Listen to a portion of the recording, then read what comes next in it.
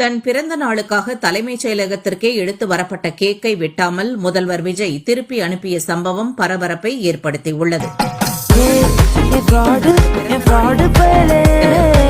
ஆனால் முதல்வர் விஜயோ அந்த கேக்கை வெட்ட மறுத்துவிட்டார்.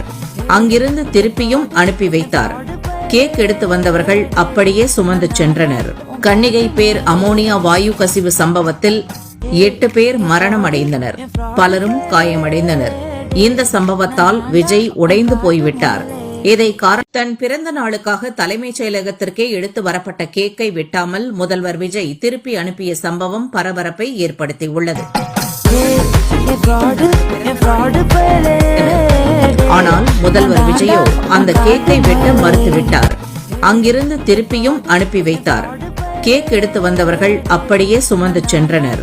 கன்னிகை பேர் அமோனியா வாயு கசிவு சம்பவத்தில் 8 பேர் மரணமடைந்தனர், பலரும் காயமடைந்தனர். இந்த சம்பவத்தால் விஜய் உடைந்து போய்விட்டார். இதை